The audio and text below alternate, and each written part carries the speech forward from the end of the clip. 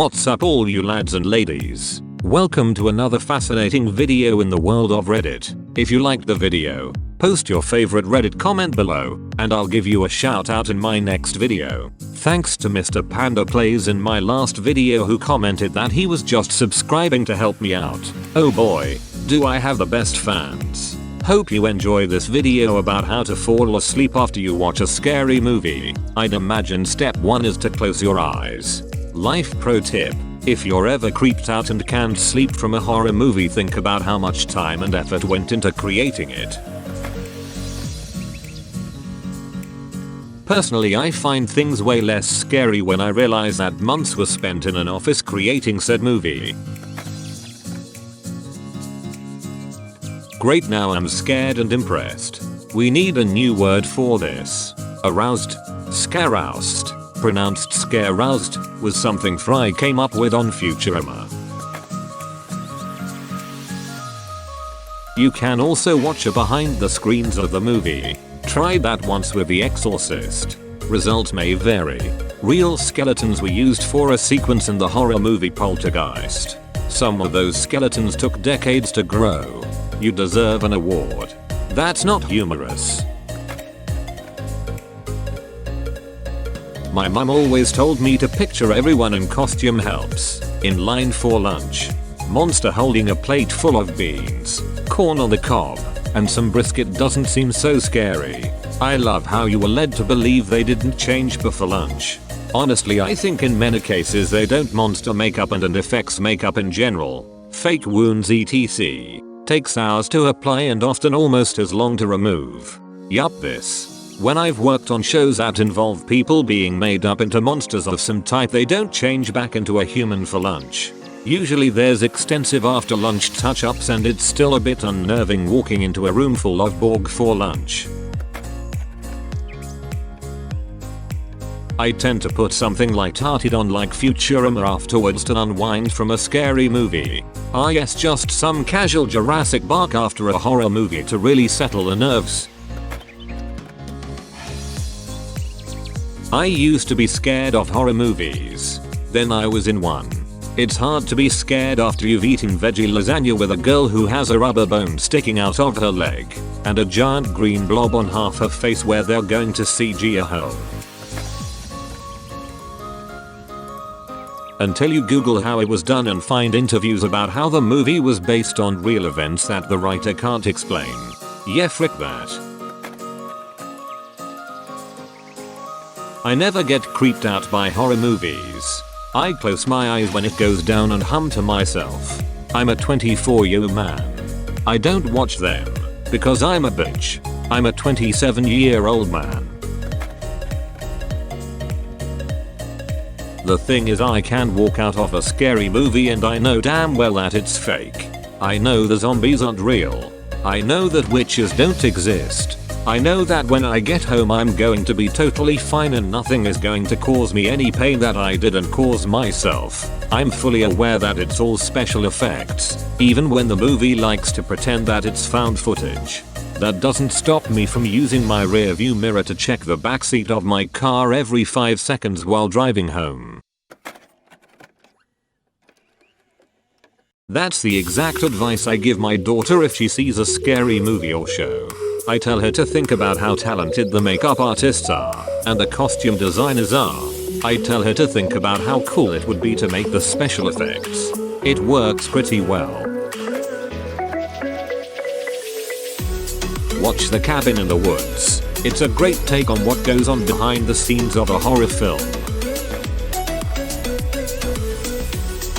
I can't deal with gore. Psychological horror. Fine. Beasties and ghosties. Okay. But gore really does something screwy to my brain. My parents thought it'd be fun to watch Piranha 3D when I was younger, and I just couldn't. It was super unsettling despite how campy and over the top the carnage was. I was about to go to bed with nightmares when my dad suggested we watch the behind the scenes. Once I saw everything was rubber/prosthetic, it didn't bother me as much. Keep in mind, I was like 15, 16 at the time, so it's not like a 7-year-old who's no longer afraid of clowns because he sees one without makeup. Good LPT. At OP. My dad used to remind me that when the character is all alone in the dark attic, cellar/abandoned warehouse, woods, they are all alone with a camera, lighting and sound crew. You listening to the Scaredy Cats Horror Show podcast? Hereditary and Insidious scarred me. I wish I knew this then, smiley face. When I was 80 years old I was an extra, screaming running villager, in a super creepy movie. Between shooting I would go into the building where they kept the monster suits and dare myself to touch the teeth. Dismembered monsters are still scary. If you're ever creeped out, or if there's cinemas in video of the movie. I do something similar. If it's a really scary scene or leading up to something scary, I try and figure out how they did the lighting. Like where every light in the room has been placed. And think how much fun the crew must have had making it. What if it's a documentary? Always keep in mind that there is also a cameraman there. Sadly, really frightening horror movies are very rare. Most of them only uses cheap jump scares and gory scenes.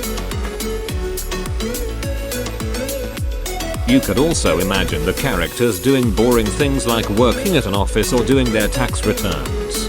Or anything other than horror stuff really, like fighting wars with their horror powers.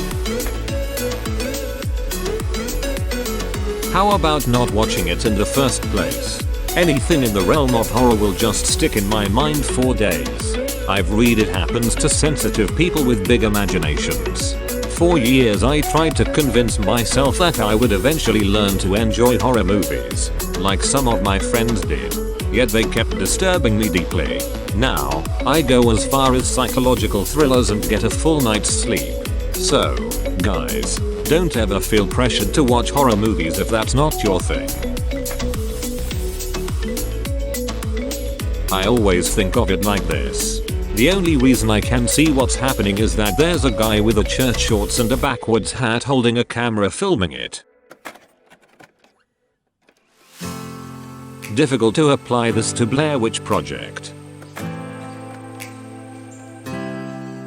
If you're ever creeped out by people who don't know how to use the right you should be.